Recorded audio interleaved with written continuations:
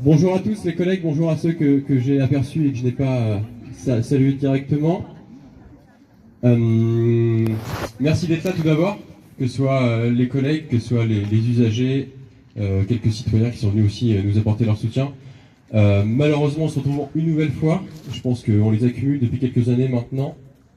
Et une nouvelle fois pourquoi? Parce qu'on va encore fermer des lits dans les semaines qui viennent, malheureusement. Et encore toujours pour la même raison, parce qu'on n'a pas assez de médecins pour s'occuper de nos patients.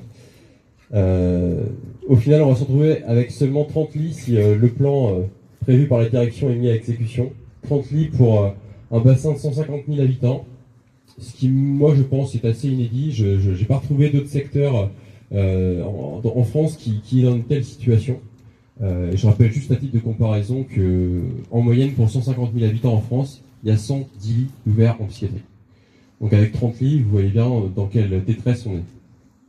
Encore une fois, pourquoi on en est là? Parce qu'on n'a plus de médecins pour pouvoir s'occuper des patients. Effectivement, la psychiatrie est dans un état très inquiétant partout en France, comme toute la médecine, mais encore plus spécifiquement la psychiatrie. On s'aperçoit qu'on manque de médecins, que non seulement on n'a plus, et beaucoup partent bientôt à la retraite, mais on n'en forme pas assez, et que les étudiants ne veulent pas devenir médecins en psychiatrie. Donc il y a un vrai sujet à mettre sur la table. Pourquoi en France les étudiants en médecine ne veulent pas devenir psychiatres? Donc ça, c'est un vrai sujet d'interrogation, et pour le coup, ça nous laisse augurer un avenir pas forcément radieux, et pas forcément, ça ne donne pas forcément de raison d'être optimiste.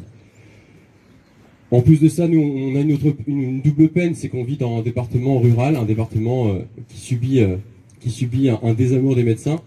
Et si on manque de médecins partout en France, chez nous, on en a 3 fois moins que dans des départements comme le Maine-et-Loire ou la Loire-Atlantique. Et c'est quand même un vrai sujet.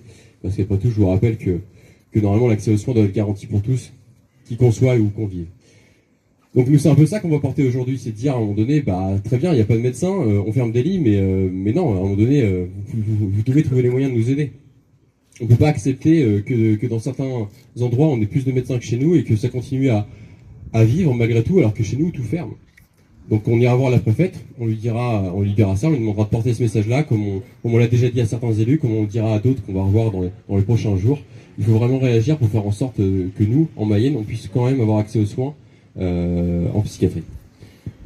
Donc voilà tout ce que j'avais à dire, vous le savez déjà tous. On vous donnera évidemment des éléments dès qu'on aura vu la préfète. On fera un petit rapport, on ira vous dire tout ce qu'il en est. On poursuivra toutes les actions qu'on va mettre en œuvre pour sensibiliser aussi les gens, parce que comme vous l'avez vu, on l'a déjà fait il y a quelques jours, on a mis des croix en plein centre-ville. L'idée c'était quoi? C'était aussi de dire à un moment donné, il ne faut pas qu'on invisibilise la psychiatrie, il faut absolument que les gens se rendent compte de ce qui se passe, des risques qu'on encourt tous. Nos patients en premier lieu, parce que c'est vrai que les gens ont un peu peur de la psychiatrie, mais il faut quand même rappeler qu'avant tout, ce sont nos patients les plus vulnérables, et c'est eux qui sont malheureusement en danger avec le défaut d'accès aux soins qu'on peut observer en Mayenne. Après, derrière ça, il y a aussi tout un chacun. Hein. Vous savez bien comme moi que nombreux patients qu'on accueille peuvent aussi être dangereux pour les autres. Et donc, il y a un vrai sujet aujourd'hui de voir un accès aux soins réduit et de voir des patients livrés à eux-mêmes, comme ça peut se faire de plus en plus. Donc voilà, on va tranquillement aller ensemble jusqu'à la préfecture. Il y aura des collègues qui auront des choses à dire, des textes à vous lire. S'il y en a qui veulent prendre le micro par la suite, ce sera possible. Donc on va aller en musique tranquillement jusqu'à la préfecture, et on sera reçu donc par la préfète par la suite.